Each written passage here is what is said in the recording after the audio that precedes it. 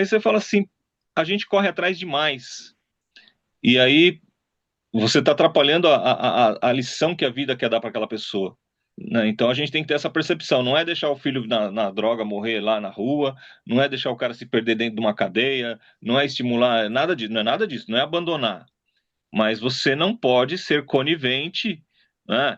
O cara tem que sentir o gosto do erro dele, das falhas, para que ele possa desenvolver novas estratégias e melhorar, né? Então, se o filho está na sua casa, queridão, ele tem que arrumar a cama dele, ele tem que lavar a louça lá e tal, ele tem que ter algumas pequenas atividades para fazer dentro de casa, ele tem que dar uma mesada para ele lá e falar assim, ó, o dinheiro que você tem para gastar é esse aqui, queridão. Ah, mas eu quero um tênis de R$ 1.000. Você tem R$ 1.000? Não, então você junta 3 meses e compra. Ou então você compra um inferior. Porque se a gente ficar dando, o cara nunca valora, não tem valor. Não... E aí a gente perde esse time de criar bem os nossos filhos, porque a gente acha que criar filho é dar tudo que eles querem. E não é.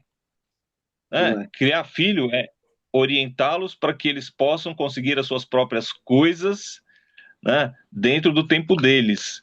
Então, quanto mais a gente mima, mais a gente estraga. Essa que é a realidade, essa que é a verdade. A pessoa tem que correr atrás das coisas dela e conquistar pelo próprio esforço e saber que as coisas têm preço. Então não é sobre Ele o explicou Deus como Passei a me conhecer. Pregações bonitas. Compartilhando. para pregar. A gente joga na parede. Estão querendo se exibir. Jesus Cristo, inocente, pagou por todos os nossos pecados. Senhor Jesus Cristo, Pai amado, Senhor, toda honra, toda glória a Ti, Senhor, louvado seja o vosso nome, Pai amado. Gratidão, Pai, por estar aqui, Pai, reunido com os meus irmãos hoje, Pai, no dia de hoje, Pai. Obrigado, Senhor, pelo dom da vida, Pai, pela oportunidade, Senhor, que o Senhor nos dá, Pai, de todo dia, Pai, estar aqui, Pai, reunidos, Pai, estudando a Sua palavra, Pai, em comunhão, Pai, orando pelos outros, Pai, orando, Pai, pedindo, Pai, clamando a Ti, Pai, mais amor, Pai, mais misericórdia, Senhor, mais compaixão, Pai, mais mansidão, Senhor, mais benignidade, Senhor, no nosso coração, Pai, que nós possamos, Pai, ter cada vez mais transformados, Pai, através daquilo que o Senhor tem nos ensinado, Pai, através daquilo que o Senhor tem revelado a cada um de nós, Senhor. Que nós possamos, Pai, ter compreensão, Pai, daquilo que o Senhor tem trazido para cada um de nós, Pai. Obrigado, Pai. Obrigado por esses dias, Pai, por essas palavras, Pai. Obrigado pelos ensinamentos, Pai, pelas revelações, Pai. Obrigado, Pai, pelo entendimento, Senhor. Gratidão, Pai. Gratidão, Senhor. Peço a Ti, Pai, que o Senhor olhe, Pai, por cada um de nós, Senhor. Toma conta das nossas famílias, Pai. Toma conta dos nossos relacionamentos, Pai. Toma conta, Pai, daquilo que tem desafiado a cada um de nós todos os dias, Pai. O Senhor sabe, Pai, das nossas necessidades, Pai. O Senhor conhece o nosso coração, Pai. O Senhor conhece, Pai, os nossos desafios de cada dia, Senhor. E nós sabemos, Pai, que nós podemos confiar em Ti a todo momento, Senhor. Que o Senhor está presente, Senhor, o Senhor está cuidando, Pai. E o Senhor está na frente, Pai, de todas as coisas da nossa vida, Pai. Que nós possamos, Pai, ter um coração cada vez mais, Pai, preparado, Senhor, para receber a Ti, Senhor. E que o Senhor esteja acima de tudo, em tudo, Pai, em nossas vidas, Senhor. Gratidão, Pai. Que o dia de hoje, Pai, seja um dia maravilhoso, Pai, um dia de, de muita gratidão, Pai, em tudo que o Senhor tem feito em nossas vidas, Pai. Em nome de Jesus eu te agradeço, agora e para sempre, Pai. Amém, Senhor. Amém. Glória a Deus. Então vamos lá. Zacarias capítulo 1, versículo 1. No 8º mês do segundo ano de Dario, veio a palavra do Senhor ao profeta Zacarias, filho de Baraquias, filho de Ido, dizendo: O Senhor tem estado em extremo desgostoso com os vossos pais. Portanto, dize-lhes: Assim diz o Senhor dos Exércitos: Tornai para mim, diz o Senhor dos Exércitos, e eu tornarei para vós, diz o Senhor dos Exércitos. E não sejais como vossos pais, aos quais clamavam os primeiros profetas, dizendo: Assim diz o Senhor dos Exércitos: Convertei-vos agora dos vossos maus caminhos e das vossas más obras. Mas não ouviram, nem me escutaram, diz o Senhor. Vossos pais, onde estão eles?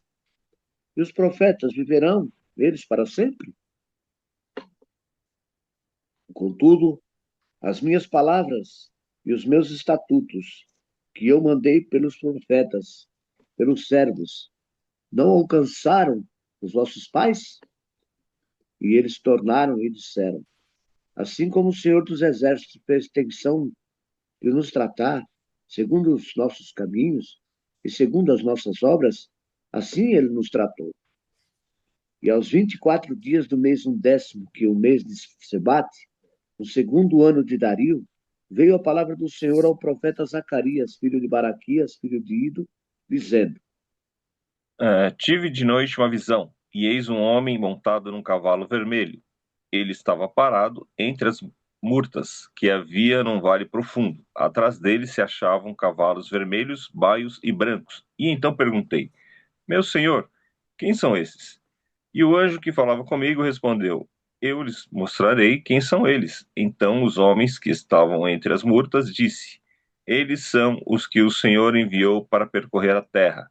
Eles responderam ao anjo do Senhor que estava entre as murtas e disseram: nós já percorremos a terra, e eis que toda a terra está agora calma e tranquila. Então o anjo do Senhor disse: ó Senhor dos exércitos, até quando não terás compaixão de Jerusalém e das cidades de Judá? E o Senhor respondeu com palavras boas, palavras consoladoras, ao anjo que falava comigo. E este me disse: clama, assim diz o Senhor dos exércitos, com grande empenho estou zelando por Jerusalém e por Sião, e com grande indignação estou irado contra as nações que vivem confiantes, porque eu estava um pouco indignado, e elas agravaram o mal. Portanto, assim diz o Senhor: voltei-me para Jerusalém com misericórdia, a minha casa nela será edificada, diz o Senhor dos Exércitos. E o cordel será estendido sobre Jerusalém. Clama outra vez, dizendo: assim diz o Senhor dos Exércitos: as minhas cidades ainda transbordarão de bens. O Senhor ainda consolará a Sião, ainda escolherá a Jerusalém. E aí a segunda visão, os quatro chifres e os quatro ferreiros. Levantei os olhos e vi, e eis quatro chifres. Perguntei ao anjo que falava comigo: que é isto? Ele respondeu: são os chifres que dispersaram a Judá, a Israel e a Jerusalém. O Senhor me mostrou quatro ferreiros. Então perguntei: que vêm fazer estes ferreiros? Ele respondeu: aqueles são os chifres que dispersaram a Judá, de maneira que ninguém pode levantar a cabeça. Estes ferreiros, pois, vieram para amedrontar, para derribar os chifres das nações que levantaram o seu poder contra a terra de Judá, para a espalhar. Amém. Glória a Deus. Aleluia. Oh, glória. glória a Deus, louvado seja o nome do Senhor, né? Como eu estava falando para vocês aí, Zacarias, né? Ele é mais um profeta que Deus levantou, lá por volta de 520 a 510 a.C., influenciado, né, por Ezequiel, provavelmente, era um sacerdote, profeta, preocupado com a reconstrução do templo e a organização da comunidade, né, que acaba de regressar da Babilônia. O povo que foi escravo foi levado para lá e voltou. O Zacarias, ele teve vários redatores também, né? Aqui no meu escrito aqui fala que no capítulo 9, 14, não são autênticos e foram acrescentados muitos anos depois. Pode ser dividido em livros e em capítulos. No decorrer desse livro de Zacarias, nós vamos ver realmente como foi que procedeu tudo isso. Mas a grande verdade é essa, amados.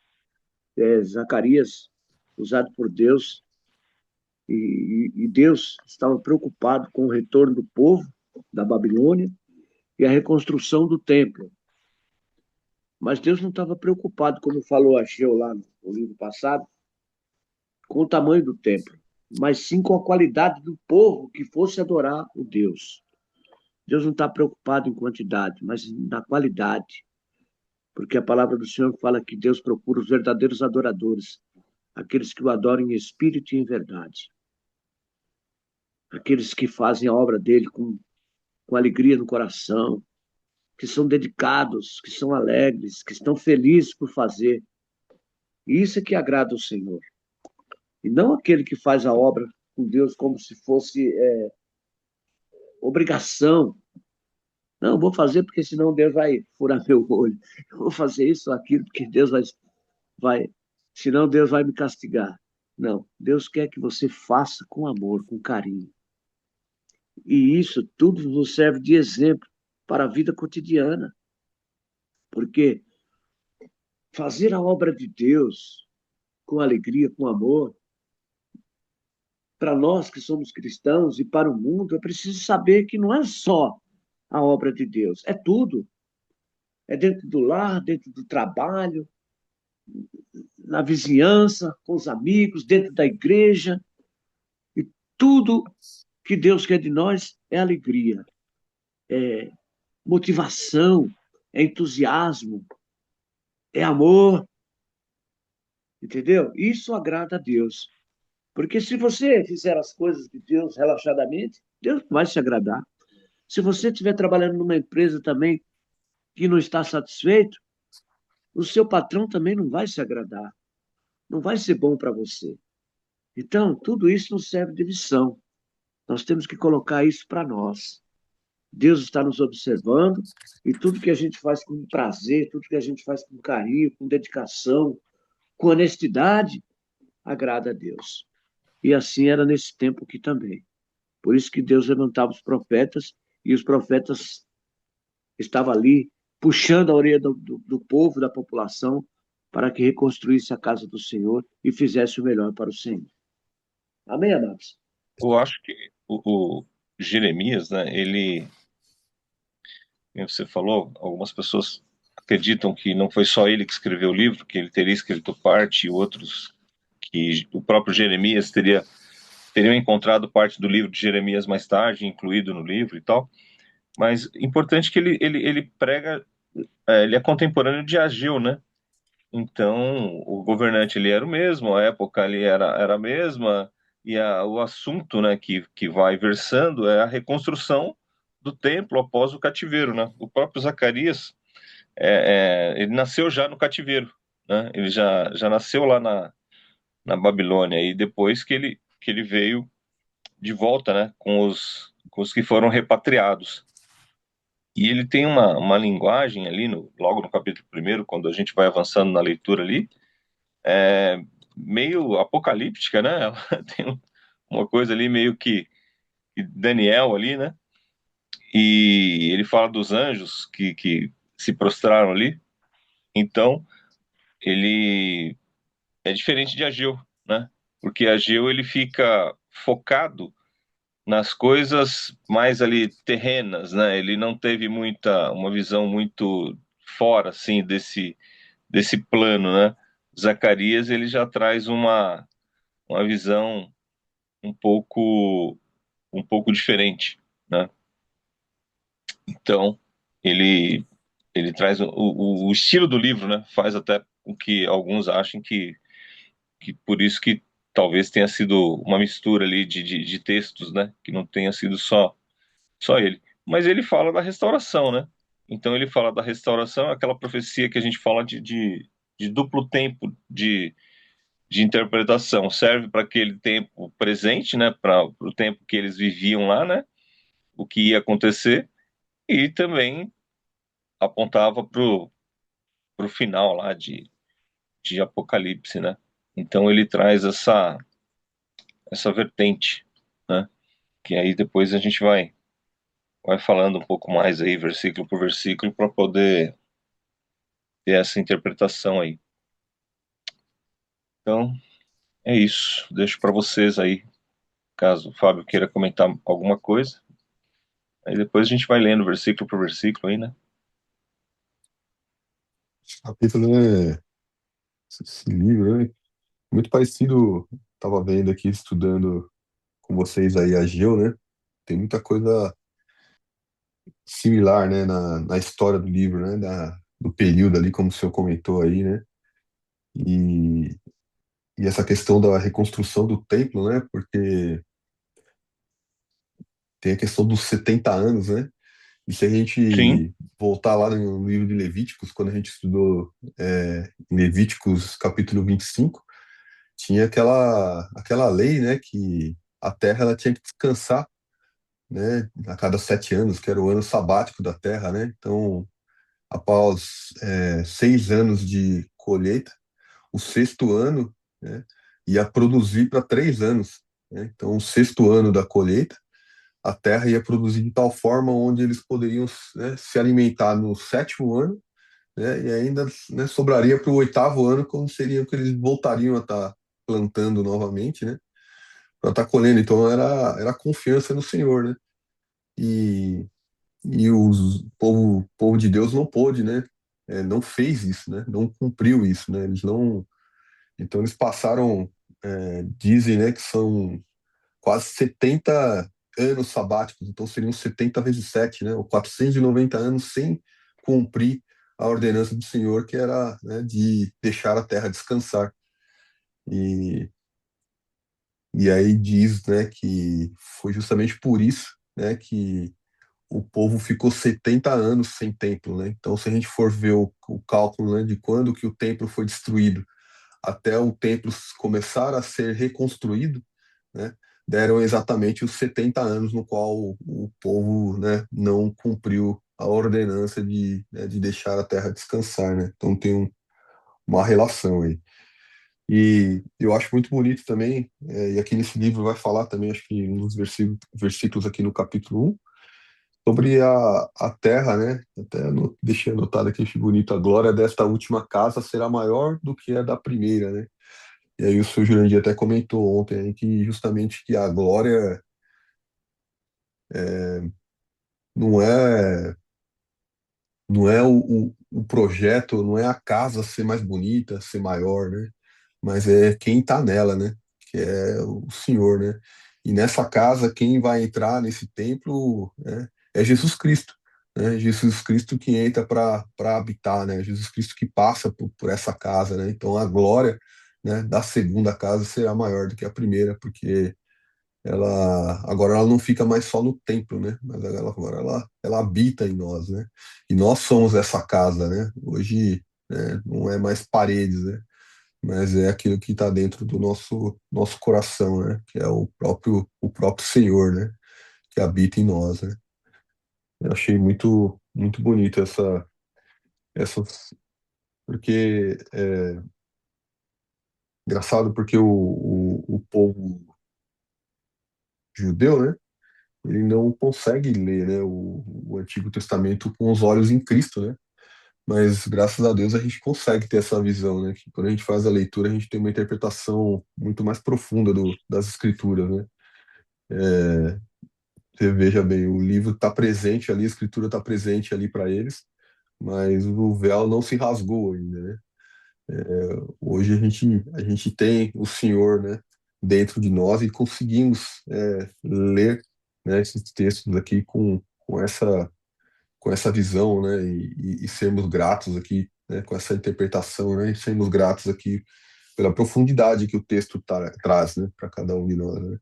Porque como interpretar né, que a glória da última casa será maior do que a primeira sem ter o entendimento de quem realmente, né, é Jesus, né?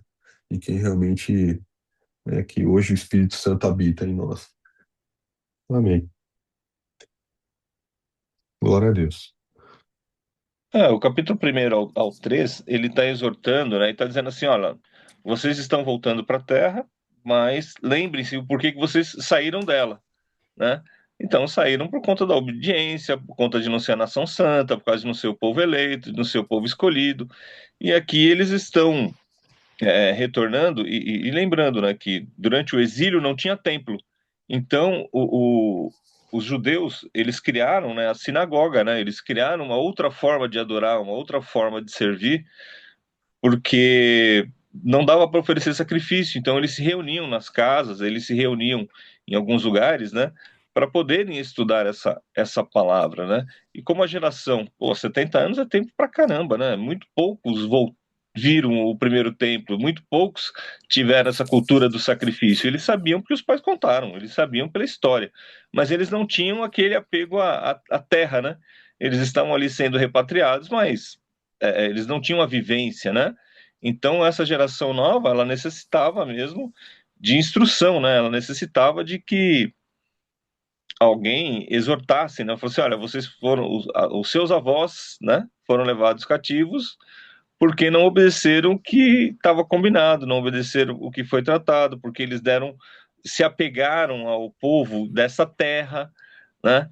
E quando a gente lê o livro de Esdras, quando a gente vê o livro de Neemias, eles tiveram um problema muito sério, porque eles se casaram, né? Se envolveram com mulheres ou com homens, né? Que eram fora das tribos de Israel, né?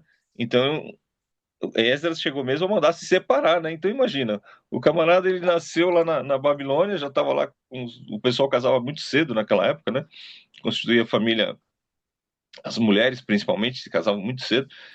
E aí tem filhos ali e o cara fala separa, né? Abandona, sai porque você está misturando aqui a raça e tal. Então esse vínculo, né? Ele tinha ficado muito próximo. Ele não era só um de vizinhança agora, ele era consanguíneo, né? Então, tudo isso é tratado, né, nesse período aí de retorno ao povo de Israel.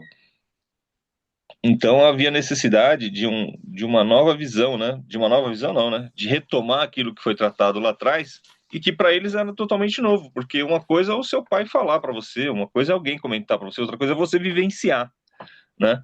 É você estar ali no dia a dia e você ter o entendimento do que está sendo feito, né? Então, não era todo mundo que teve a opção, né? Que fez que nem Daniel, olha, me dá aqui só os legumes e os vegetais, porque nós não queremos nos contaminar com esses alimentos aí, né? Esse era diferente, né? Daniel, Sadraque, Mesaque ali, o Abednego, eles tiveram uma conduta diferente, foram criados dentro do palácio ali, né? Mas a pessoa que estava na rua, a pessoa que estava no meio do povo, a pessoa que estava ali numa situação mais difícil, era bem normal que tivesse um outro envolvimento. E quando eles saíram e voltaram para a própria terra, a confusão ali já estava armada, né? Então, é como se eles estivessem. A gente se converte quando a gente aceita Jesus. Você não nasceu no berço evangélico, você encontra Cristo no meio do caminho. A sua vida já está desenhada de um determinado jeito, né? Para você configurá-la de acordo com a palavra, dá um trabalho, né? E é muita renúncia, né? E são hábitos que a gente tem que mudar. Então, no caso deles ali, não foi diferente, né? Então, o versículo 5, por exemplo, ele diz: os pais de vocês, onde estão? E os profetas, será que ainda estão vivos? E não é fato que as minhas palavras e os meus estatutos que eu prescrevi aos profetas, meus servos, alcançaram os pais de vocês? Sim. Estes se arrependeram e disseram: como o Senhor dos Exércitos tinha a intenção de nos tratar, segundo os nossos caminhos e segundo as nossas obras, assim ele nos tratou. Então, esses primeiros 5 versículos, né, é o Senhor exortando, né, esse povo aí, para que eles possam andar de acordo com os preceitos da palavra, para que não acontecesse tudo de novo, né, para que não fosse cíclico. Então, a partir do 6º versículo, né, é que ele fala, né, a respeito das visões aí que ele teve, né, parece que foram 9 visões em uma noite, né. Então ele vem ali no versículo 6, e não é fato que as minhas palavras e os meus estatutos que eu prescrevi aos profetas meus servos alcançaram os seus pais e tal. Aí o verso, na verdade, é o 7, né? Aí ele data, o que é muito interessante, né? Ele é muito parecido com o livro de Ageu nesse sentido, né? Ele coloca o livro dentro da história, ele explica quem ele é, de onde ele veio, de quem ele é descendente, diz quem era o rei, e ali ele põe ele diz para nós, né? Você pode datar, né? Então você vê como verdade, né? O que ele tá falando ali, né? Não é uma ficção, né? Ele está falando uma vivência, né? E aí então ele teve 9 visões. Aí no versículo do versículo 1 até o versículo 6 ele fala das coisas do cotidiano, né? a partir do versículo 7, entra nessa questão mais, mais apocalíptica, né? Uma coisa mais de Daniel ali. Ele diz que vi de noite e eis um homem montado num cavalo vermelho, parado entre as murtas num vale profundo, e atrás deles estavam cavalos vermelhos, castanhos e brancos, né? E aí o autor, ele fala a respeito do horário judaico, que ele conta o horário diferente da gente, né? A gente começa a contar da meia-noite em diante. Eles começavam a partir das 18 horas, né? Então o dia para eles começava a respeito do pôr do sol. E quando ele fala desse homem, né, eis que eu vi um homem, né? Alguns comentaristas, né, a maioria deles, eles acreditam que eles teria visto Jesus, né? Tive a noite visão e eis que um homem montado num cavalo vermelho, ele estava parado entre as murtas, né? Então, eu não sei do ponto de vista que vocês leram aí, porque existe muita discussão, né, a respeito dos cavalos lá em Apocalipse também. Um acha que é a guerra, um acha que é a fome, outro acha que é o cavalo branco, acha que é Jesus, o outro diz que é o anticristo, né? Mas dentro desse comentário, né, ele diz que ele teria visto como que o próprio Jesus sentado ali e vendo esse sendo manifesta, né? Então, ali no versículo, ele vai falando a respeito da sucessão dos cavalos, e isso implica que o que vai acontecer rápido, porque ele já está montado, né? Então, a cor representa o derramamento de sangue, sugerindo a vingança a ser infligida sobre os inimigos de Israel. Então, ele fala a respeito dos chifres ali, que seriam governos, né? E que passaram e que oprimiram Israel, e que esse cavaleiro do cavalo vermelho, ele viria para trazer essa vingança, né? E aí ele cita, né, aqui no comentário, a respeito de Macabeus, por exemplo, que lá na frente, quando no período interbíblico, né? O que é o período interbíblico, né? No passado, antes de chegar no ano zero ali, houveram 400 anos de silêncio profético antes de vir o nascimento de Cristo, né? Então, em algumas Bíblias no passado, o pessoal colocava ali algumas folhas em branco, né? Representando que não houve profecia, né? Aí veio o capitalismo e falou assim: rapaz, você sabe quanta Bíblia é vendida no mundo por ano? Esse monte de folha branca aí dava para escrever muitas outras Bíblias, né? Então eles tiraram, né, essas folhas brancas que haviam aí no passado, dividindo o Novo e o Velho Testamento. Quando chegava ali em Malaquias, né, tinha ali algumas, a princípio, duas, três, quatro folhas brancas e tal, e depois eles tiraram porque acharam que era desperdício de material, né? E não tinha mais aquele efeito. Então, os 400 anos de silêncio profético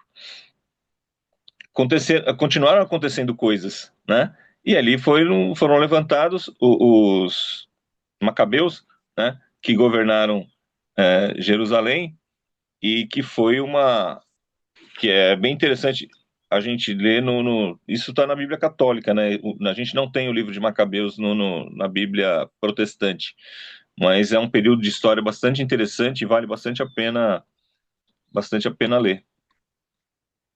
Ela não entrou no cânon da Bíblia Sagrada, né? Do cânon judaico, mas é história, né? É um livro histórico como seria qualquer outro livro, né? Tirando as partes espirituais ali, você pode ler e é muito, muito interessante, que vai falar desse período de silêncio profético, onde Deus não levantou profetas para falar para o povo, mas que os impérios continuaram dominando ali sobre Israel. Então o Senhor está falando aqui, né, a respeito desses anjos, né, que estariam sobre esses os cavalos, né, e que iriam tomar justiça ali com respeito a Israel. E ver aqui que a parte inicial aqui, né, onde mostra, né, a desobediência dos pais, né, que o senhor leu aí no primeiro trecho aí, depois, né, o senhor já vem falando aqui que o senhor se irou em extremo, né, contra vossos pais, portanto, diz-lhes, né, assim diz o Senhor dos Exércitos, tornai-vos para mim, né, diz o Senhor dos Exércitos, e eu me tornarei para vós outros.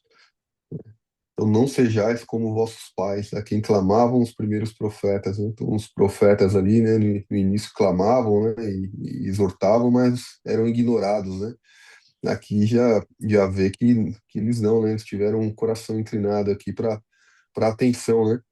E aí ontem eu estava até lendo aqui o livro de Ageu lá, que é a mesma época, né?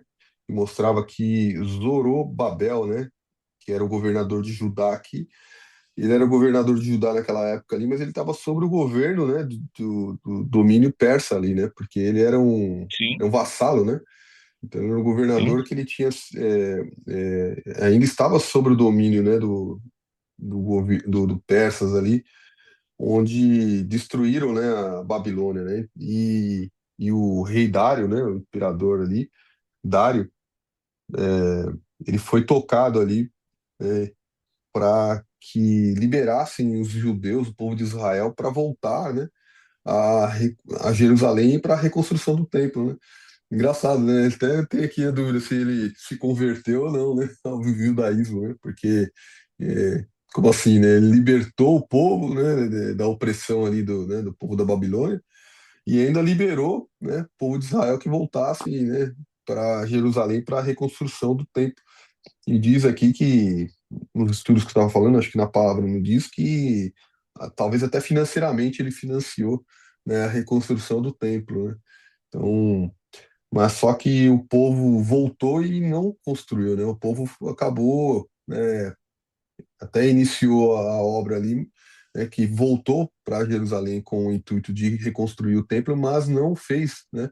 Eles ficaram parados ali, acho que foram 20 anos, né? Se eu não me engano, acho que vocês até comentaram aí, ficaram 20 anos sem reconstruir o templo, né?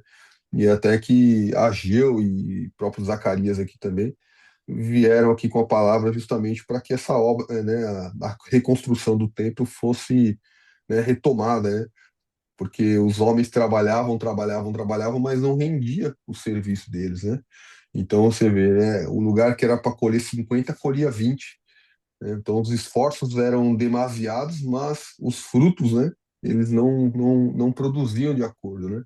Justamente porque faltava, né, a peça principal, que era o Senhor, né? Então, somente com a presença do Senhor ali, né, justamente isso que a palavra quer dizer aqui também, né, que onde não tem o Senhor, né, vai ter muita, né, muito trabalho, muita labuta, é, é, e aí com a presença do Senhor, que é justamente a preparação né, da casa para que ele estivesse presente, né, no meio deles, onde viria a provisão, né, e não somente a provisão, mas a abundância, né? Mas a abundância, onde seria colhido 50, e não 20 ali, como no final do capítulo de Ageu ele acaba comentando, né? Essa questão dos cavalos aqui é interessante, né, seu Júlio? Você comentou bem, aí, parece Apocalipse, depois ele vai ficando mais. Vai parecendo um enigma, né? Você tem que juntar as peças sim. ali, tentando, né, entender ali. Aqui no comentário da Bíblia aqui, ela fala que essa cor do cavalo vermelho, fala que o nosso vocabulário em português é muito rico em relação a cores, né? Já no hebraico não é tanto. Então ele fala, olha, fico até meio na dúvida aí o que significa realmente, né?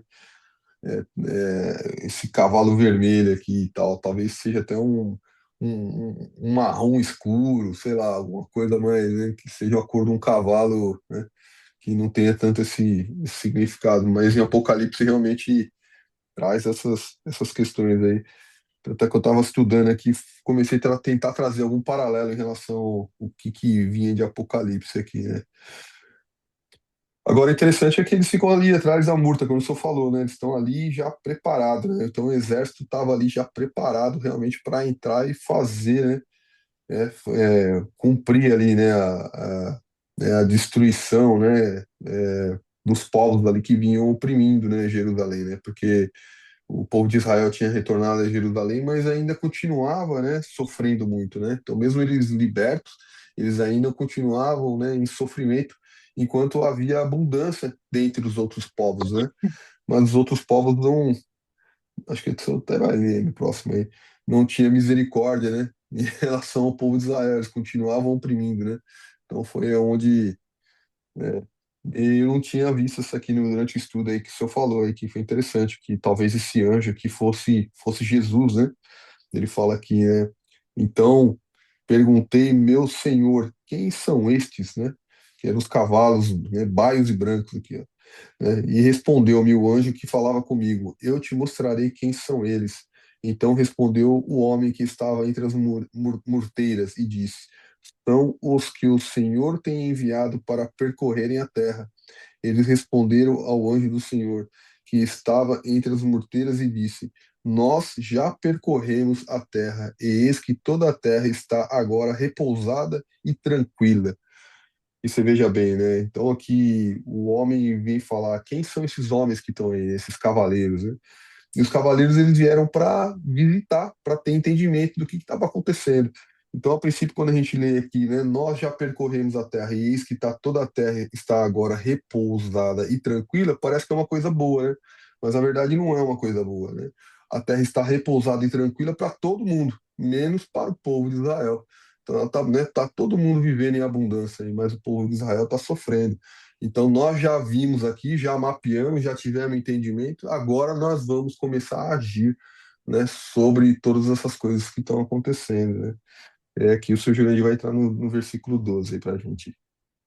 Viu? Eu gostaria de falar um pouquinho a respeito também, porque nós estamos vivendo aqui no ano de 2026, depois de Cristo, e a gente vê a coisa diferente hoje, né? Naquela época ali, aquele povo era o povo escolhido por Deus. Foi um povo que Deus retirou lá do Egito, né? Um povo que passou por 400 anos, né? Sobre outros governantes. E quando Deus tirou aquele povo dali, Deus falou para eles: Olha, eu vou levar vocês para uma terra que emana leite e mel, para vocês me servirem, né? Para vocês demonstrarem quem são vocês, que existe um Deus, o Todo-Poderoso, né? O Criador de todas as coisas, o Deus invisível, o Eu Sou, o Senhor dos Exércitos. Mas o povo de Deus, que a gente percebe tudo que a gente tem lido aqui, que o povo se afastou de Deus. O povo se corrompeu.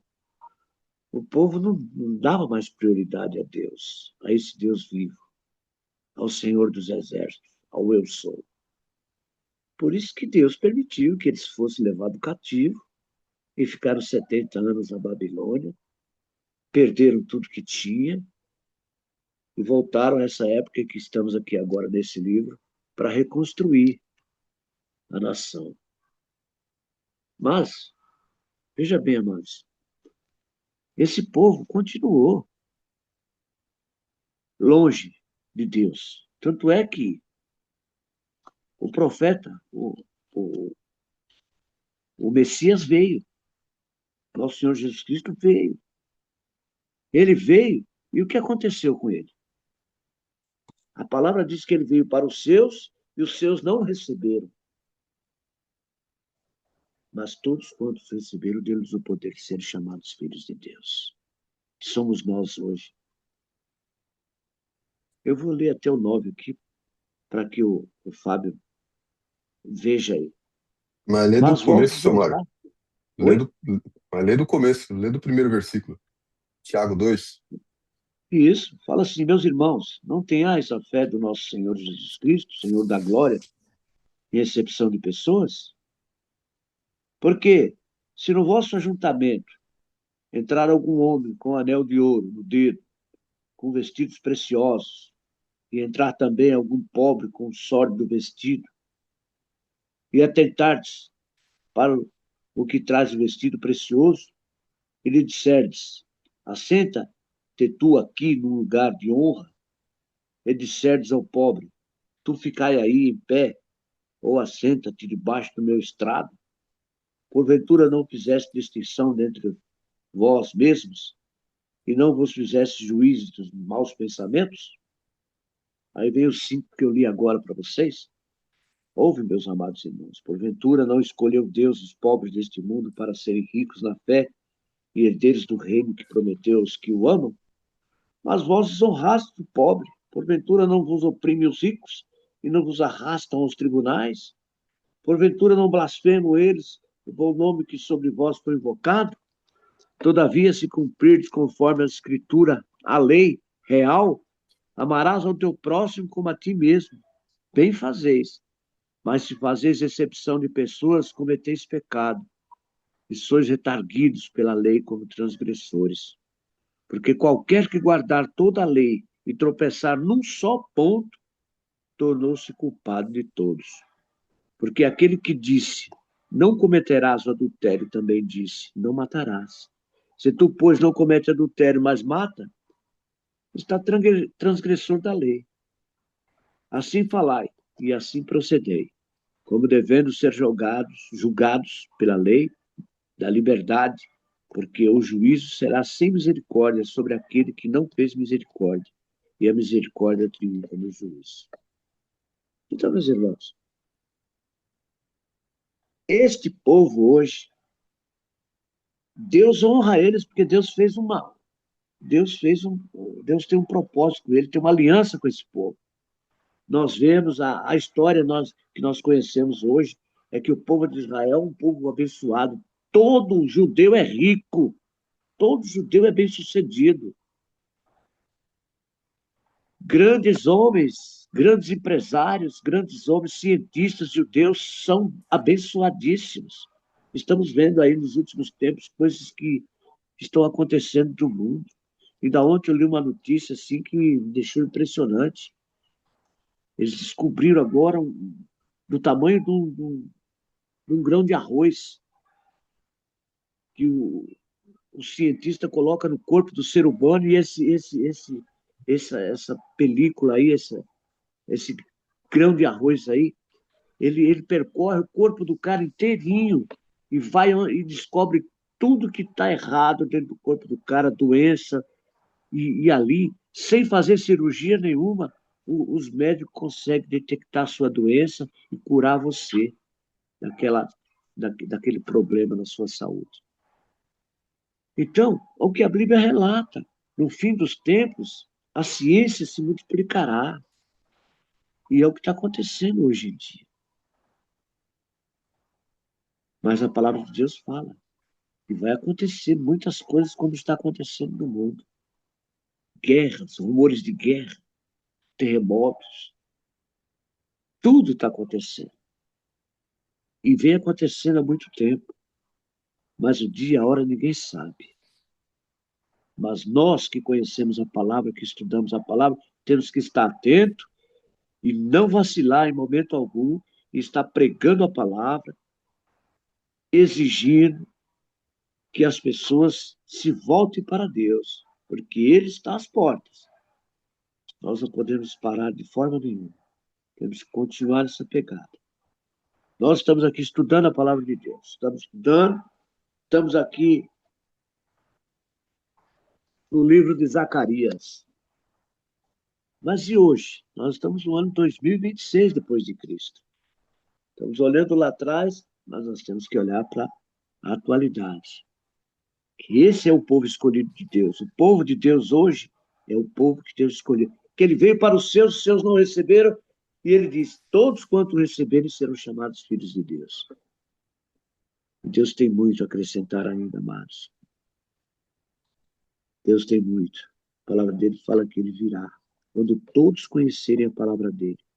Quando o mundo inteiro souber que nesse mundo andou o Salvador, que já veio o Salvador, que já veio. Mas muitos não crêem que ele já veio. Muitos ainda esperam ele. Aí é que está a grande dúvida.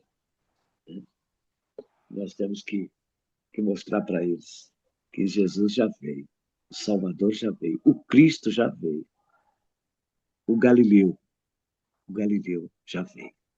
E ele venceu. Amém, irmãos? Engraçado que isso aqui foi importante, porque acho que nesse período que eu tenho ficado afastado, eu vi a gente trazer aqui no devocional essa questão aí do pobre e do rico, né? Algumas vezes. E infelizmente eu não estava nos devocionais para poder comentar, né? É,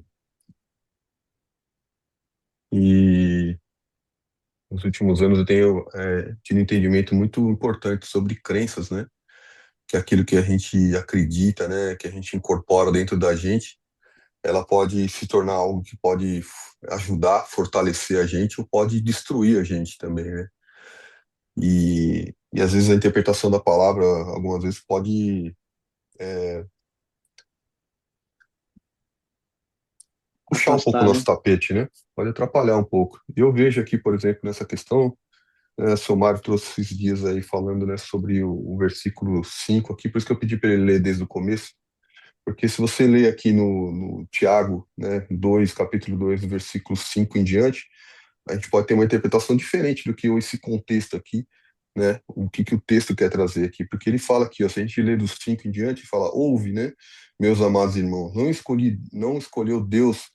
os, não escolheu Deus os que para o mundo são pobres, né, para serem ricos em fé e herdeiros do reino que ele prometeu aos que amam, né? Se a gente lê isso daqui em diante, dos 5 em diante, a impressão que dá é que Deus escolheu só os pobres, né? Ele Não, escolheu os. não é isso não, cara. Não. Espera um pouquinho, O Samara, Jurandir dá mesmo licença. falou esses dias aí, que Deus não tem nada contra o rico. Isso. Não, você É porque eu pode já ser vi rico. repetindo aqui no devocional algumas vezes de que todo rico ele é soberbo e não obedece ao Senhor, né? E isso não é verdade, né? Isso não é verdade. O que o Senhor vem trazer aqui nessa palavra é que quando entrar um pobre, quando entrar um rico na igreja, que eles sejam respeitados da mesma forma, né? Que não seja colocado o rico no altar, né? Em lugar de preferência dentro da igreja, né? E o pobre, porque ele é pobre, ele seja desprezado, ou ele seja, até coloca aqui, né? Colocar para sentar no estrado ali, ou fique até em pé, né? Então, assim, a própria palavra, esse texto aqui fala sobre não fazer acepção de pessoas, né? E quando a gente fala que todo rico é soberbo, né, que todo rico isso ou aquilo, a gente mesmo está fazendo acepção, né? Então Deus veio para todos, né? Tanto para os pobres como para os ricos. E o que o Deus quer é o coração integre ao Senhor, né? Então quando a gente de repente traz essa palavra, né, faz com que a gente até, né, fala, olha, eu não posso ser rico, né? Eu não posso ser rico porque eu quero ser entregue ao Senhor. Quem quer ficar de fora? Eu quero entrar na porta estreita. Então eu vou me desfazer de todas as minhas riquezas porque eu quero ir para o céu, né? Eu quero estar na glória com o Senhor. Então, de repente, da interpretação da palavra pode destruir a vida da pessoa, né? Deixar a pessoa de cumprir o ministério dela, deixar a pessoa de cumprir às vezes, né, as bênçãos que Deus às vezes quer entregar na mão dela, né? Justamente porque ela tem às vezes uma interpretação equivocada né, daquilo que a Escritura quer trazer. Então, isso é algo que tem que tomar um pouco de cuidado, tá? Eu vi algumas vezes a gente falando aqui no devocional, falando sobre, né, o rico é soberbo, o rico é isso, o rico é aquilo, e não é isso que a palavra quer dizer, né? A palavra quer dizer que o rico, como o pobre, Abraão era tem que rico. continuar humilde.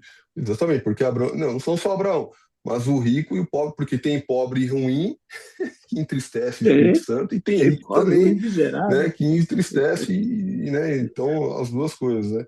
Um, porque tem pessoas que podem deixar de se aproximar do reino por causa de uma palavra dessa, como fez lá pro garoto, né, o garoto rico lá, né, o menino lá que chegou, Senhor, o que que É, eu posso fazer mais, né? Ó, vende tudo e dá aos pobres, né? Então o cara pode virar as costas para o evangelho e falar, não, isso aqui é muito duro para eu ficar, vou embora. Ô, Fábio, quando a gente falou mesmo muito dos ricos, porque essa parte em que a maioria dos profetas vieram falar, tanto para Israel quanto para Judá, foram falado muito mesmo sobre os ricos, que os ricos oprimiam os pobres, que os ricos viviam em camas de mármore, que os ricos isso, que os ricos aquilo. Isso, Falamos muito, mas isso, foi falado porque estava lá, entendeu? E sim, eu em nenhum, concordo. em nenhum momento eu creio diferente do que você acabou de dizer, que todos temos o mesmo direito, mas nesse caso específico, a palavra dizia que os ricos estavam sendo mal, eles oprimiam os pobres, eles tiravam até o pouco que os pobres tinham para eles quando eles nem mesmo precisavam, só por prazer de tirar e de humilhar o outro. Mas esse era Hum, um outro contexto, entendeu? Isso, eu concordo, Diferente, né? diferente desse que você colocou aí agora. E eu concordo com o É, que você colocou aí também, entendeu? Mas Eu era concordo, sim, Ruth. Você realmente, a gente fez a leitura, existia essas questões aí dos ricos de oprimirem os pobres, né, que era uma coisa do demais. passado, né, que é uma coisa real que está É, na palavra dizendo, né, mas o que eu não concordo é a gente querer, porque isso acontecia no passado, a gente querer generalizar isso no presente e achar que todo rico faz isso, né, que todo rico é assim, porque isso é perigoso, a gente levar esse evangelho, porque nós somos propagadores da palavra de Deus. Onde nós é, vamos, nós temos que levar a verdade.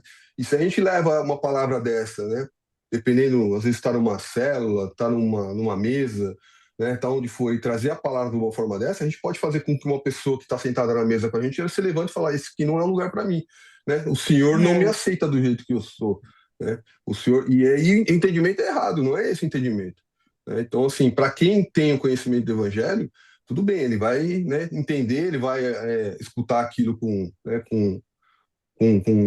compaixão, com misericórdia, né? Mas nós que somos propagador da palavra, que estamos levando o evangelho, ele veio para todos, né? Ele não veio só para os sim, pobres. Os pobres aqui, o Senhor fala que os pobres são os homens, né, escolhidos aqui. Por quê? Porque ele quer dizer aos que estão fazendo acepção de pessoas que não é para fazer acepção de pessoas, né? Que para os pobres, né, também vem as riquezas, né, são as espirituais, né? Mas ele não está sendo excluindo os ricos, né? Então esse é o entendimento que a gente falou e que você concorda também, né? Então a gente tem que tomar só um pouco de cuidado na hora que a gente traz essa palavra aqui para não, né, não distorcer até a gente mesmo, né? Às vezes a é. gente, Padre, né, pode ser Giovanni, Mas autossabotagem, virar autossabotagem, né? A Giovanni, gente fala, opa, vou puxar meu, né? Eu quero ser pobre, eu quero ser pobre porque eu quero estar junto com o Senhor. E não é esse entendimento que eu, pelo menos, tenho, né? Eu acho que o senhor Jurandir ontem trouxe alguma coisa parecida também, alguma reflexão, ontem, eu acho. Mas só para a gente olha, refletir um Jesus, pouco sobre viu, isso Padre? daí. Jesus falou assim lá em Mateus capítulo 5, Eu não estou dizendo que eu sou rico, bem-aventurado. não, viu, gente? Só estou dizendo que é um entendimento que a gente tem que trazer, claro, do que é a verdade, do que é a Você palavra. está Porque, preocupado que assim, você é rico, viu, Padre? né, não estou falando que eu sou Você rico, é não. Não, rico, hein, Padre? eu, eu, Ô, eu, rapaz, eu tenho eu, um amigo rico, ô, Padre. Mário, eu eu, também. Ô, eu- Mário, eu é, também minha, sou rica. minha Não, mãe falava, então, minha mãe falava que então a já maior, é. minha mãe falava que nós, né, como que é, que nós somos cheios, né, que era fortunas, né? Nossa fortuna era espiritual, né? Nossa fortuna não é Exato. material, né? Então, Por isso que eu sou Agora, rica. é isso deixa eu aí. falar Eu uma acho coisinha que aqui para vocês, para suavizar a vida de vocês aí, ó. Jesus falou assim, ó, bem-aventurados os pobres de espírito, porque deles é o reino dos céus. Né? Bem-aventurados que choram, porque serão consolados. Bem-aventurados os mansos, porque eles herdarão a terra. Quem é os mansos? Os humildes, as pessoas tranquilas, calmas, né? Não são avarentas. Bem-aventurados o que tem fome hoje, sede de justiça, porque eles serão fartos. Bem-aventurados misericordiosos, porque eles alcançarão misericórdia. Bem-aventurados limpos de coração, porque eles verão a Deus. Bem-aventurados pacificadores, porque eles serão chamados filhos de Deus. Olha só os exemplos que Deus está dando para nós aqui, para a gente viver isso. A gente ser pacificador e não provocar ira de ninguém, nem guerra. A gente ter misericórdia das pessoas, porque nós vamos ver Deus. Né? Nós vamos alcançar a misericórdia. Olha, nós temos que fazer. Bem-aventurados que sofrem perseguição por causa da justiça, porque deles é o reino dos céus. Bem-aventurados sois vós, quando vos injuriarem, perseguirem, mentindo, dizendo mal contra vós por minha causa. Exultai e alegrai-vos, porque é grande o vosso galardão no céu. Porque assim perseguiram os profetas que foram antes de vós. E vão perseguir a gente também. Então, amados, a gente está no caminho. Fábio, você está no caminho, meu irmão. Ruth, você está no caminho, minha irmã. É. Jurandir, eu, nós todos estamos no caminho. Estamos aprendendo. E aquilo que não agrada a Deus vai sendo tirado aos poucos do nosso interior, da nossa mente. valores espirituais estão entrando entre nós, dentro de nós. A cada dia, a cada instante, nós estamos aprendendo. Nós, amados, nós somos na mão de Deus uma joia preciosa, sendo polida, sendo trabalhada. Nós não somos perfeitos, mas eu quero dizer uma coisa para você. Alegrai-vos, porque o vosso nome está arrolado no céu. Nós somos forasteiros aqui na terra. Nós estamos aqui de passagem. Que coisa maravilhosa, amados. É você saber, Fábio, que você está neste mundo, mas que você não é deste mundo. Você, Jurandir, você, Ruth, eu, nós estamos neste mundo, mas não somos deste mundo. Isso é muito bacana. Você, Fábio, descobriu um determinado momento da sua vida, você teve um encontro com Cristo. Você o recebeu no seu coração. Olha você aqui. Não vos preocupeis com o amanhã. Basta cada dia o seu mal. Vamos viver o hoje, o agora. É isso que Deus quer de nós. Amém, meus irmãos? Deus abençoe vocês grandemente. E eu quero bater um papo com vocês aqui, depois do Louvado devocional seja aqui. Deus, né, seu Mário, E sim, que somos ricos. Mas assim, eu acho importante essa reflexão aí, esse ponto de vista, Fábio, porque é o seguinte, a gente está falando aqui e a gente está falando, né? Então, direcionado pelo Espírito Santo, quero acreditar que sim, e a gente vai comentando. Mas se você vê o vídeo mais tarde, né, quando a pessoa para olhar, se você que é dos nossos aqui, que está habituado, né, que eu quero dizer, teve essa interpretação, muitas outras pessoas também podem ter, né? Então, acho que é verdade. legal esclarecer, sim, né? Então, acho que é Uhum. bom esclarecer. E é claro que nem todos que viram aqueles vão ver esse, nem todos que viram esse vão ver aqueles, né? Mas o que o Senhor condena é a pessoa fazer da riqueza uma idolatria. O amor da riqueza o amor pelo poder é a fonte da maioria dos males. Isso é o que diz a palavra, né? É quando a É, pessoa ela não tem o temor do Senhor e ela usa as suas riquezas para oprimir a outro, né?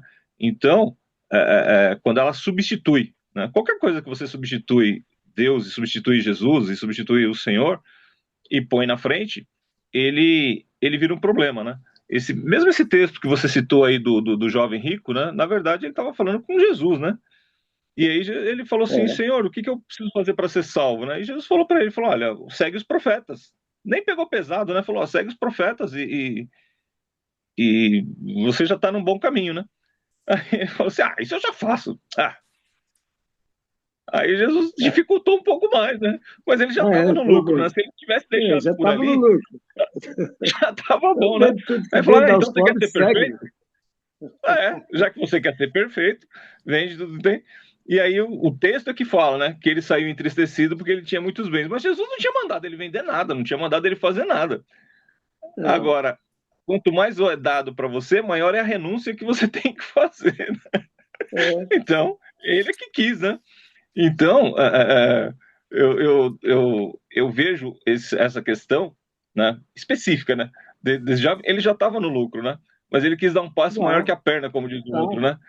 De repente ele queria alguma coisa, mas a renúncia que ele teria que fazer para galgar aquela coisa, ele não estava preparado.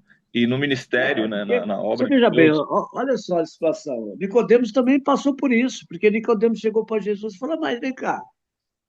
Aí Jesus falou para ele, meu, aquele que não nascer de novo não pode entrar no reino de Deus. Aí ele entrou em parafuso, porque ele queria saber muitas coisas. já Jesus era falou, o velho, vento né? sopra onde quer, o vento sopra. Você não sabe de onde vem nem para onde vai, assim é todo aquele que é nascido do Espírito. Então não queira saber muita coisa, não, meu irmão. Aquilo que você sabe é o suficiente. Não queira, sabe, pôr na sua cabeça. Foi o que aconteceu com esse homem aí.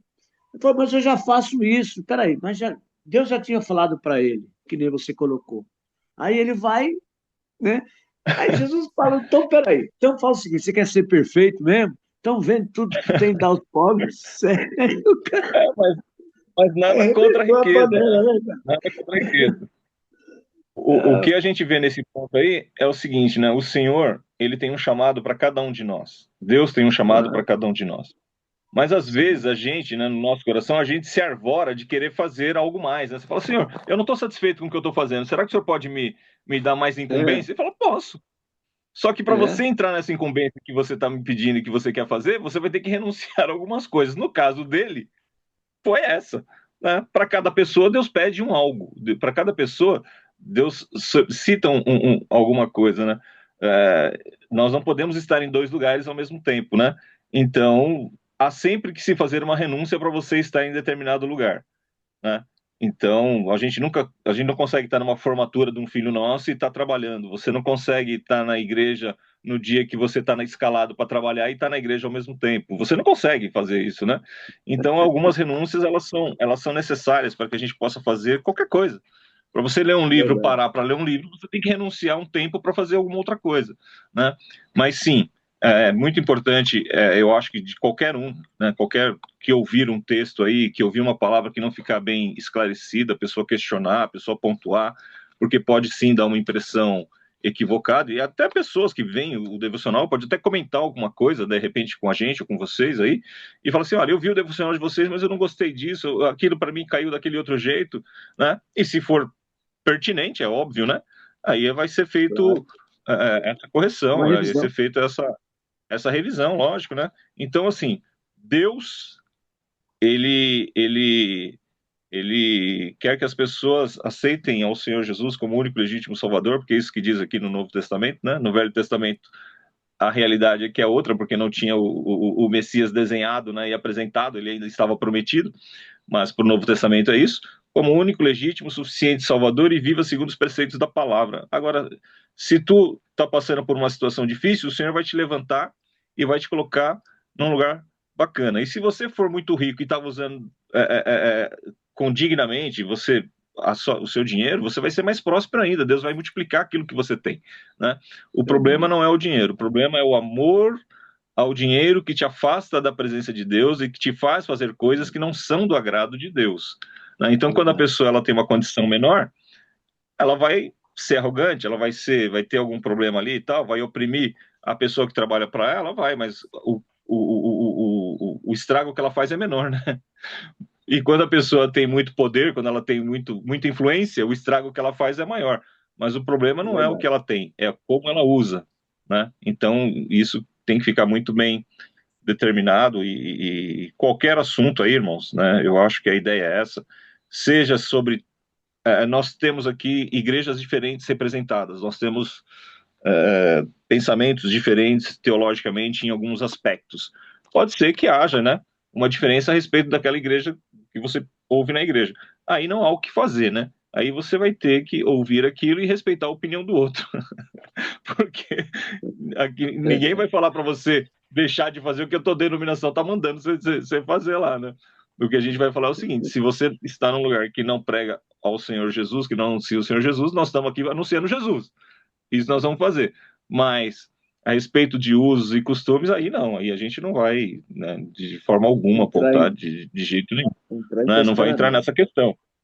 Não, de forma alguma. Da mesma forma que cada um de nós tem uma opinião a respeito de dízimos e ofertas. Ah, mas está na Bíblia assim, assim, assado. Tá bom, mas se o teu ministério tem uma outra interpretação, não sou eu que vou, né, falar sobre esse assunto. Não sou eu. Mas é bom essa conversa, alinhar expectativas e procedimentos e os entendimentos também, né? Eu acho bacana. É uma coisa que acho que então é isso, né? A partir da próxima semana, amanhã, acho que é o versículo 9, né? Pode falar, Fábio, da minha parte eu dou encerrado.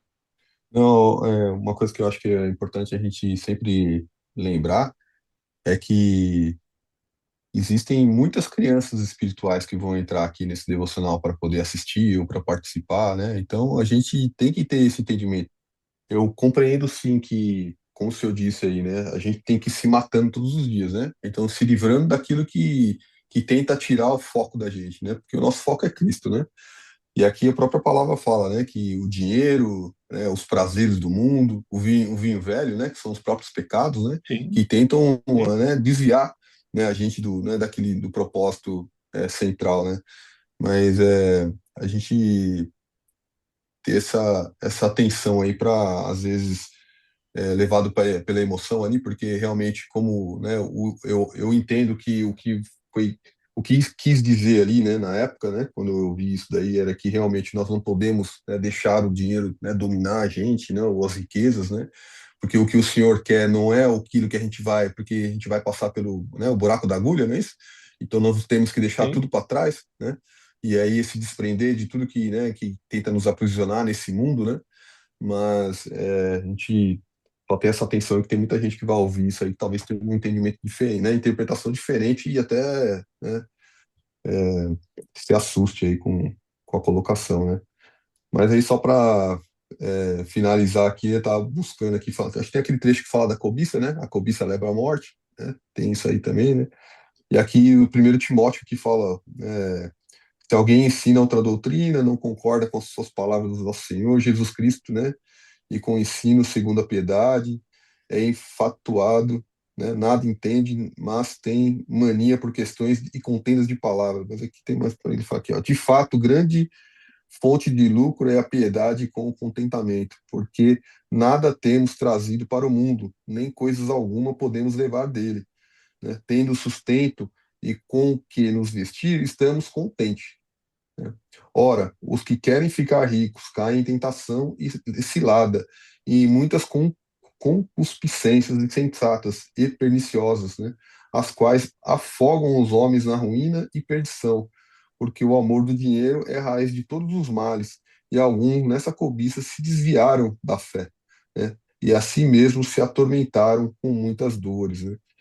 Então é aquilo que a gente estava falando justamente aqui, a gente passar a nossa vida inteira, né, correndo atrás de dinheiro, né, e esquecendo, né, do Senhor, né? Acho exatamente. que, glória a Deus. Amanhã, voltando então no versículo 9, é Então, isso? amados, Amém. eu te falei para. Bom, o momento já estourou, né? Estamos em 8h20 aqui no Brasil. Vamos orar aqui, Mário, aí a gente liga para você? Isso, vocês me dão aí 10 minutos, aí se vocês quiserem ligar para mim, a gente puder conversar os três juntos, até seria melhor ainda. Seria bom. A Ou gente ora então a gente e ora já aqui, né? continua, né? E já continua, né, mano? Depois você corta lá. Isso. Amém.